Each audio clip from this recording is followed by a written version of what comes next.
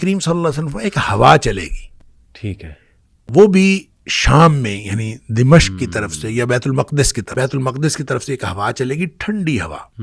وہ جس مسلمان تک پہنچے گی مسلمان اس سے وہ ختم ہوتا جائے گا، فوت ہوتا جائے گا. اچھا، سارے مسلمان فوت ہو جائیں گے. ٹھیک ہے، ٹھیک ہے. گویا یہ حدیث اس بات کی طرف اشارہ کرتی ہے کہ جو قیامت آنی ہے فائنل، اس میں کوئی مومن نہیں ہوگا. ٹھیک ہے. یعنی وہ جو قیامت آنی ہے اور القارعۃ ما القارعہ اور اذا زلزلت الارض زلزالہا، وہ جو انتہائی خوفناک ماحول ہے، وہ خوفناک ماحول اہل ایمان نے نہیں دیکھنا. صحیح. وہ اہل ایمان کو اللہ تعالیٰ اس سے پہلے ہی ایک سکون کی اور یعنی سکون کی نیند کہہ لیں یا سکون کی موت جو ہے وہ اللہ تعالیٰ عطا فرما دے گا. صحیح. اور یہ سب لوگ اللہ کے پاس پہنچ جائیں گے. صحیح. اور اس کے بعد جو قیامت برپا ہوگی وہ گویا ان لوگوں پر برپا ہوگی جو اہل ایمان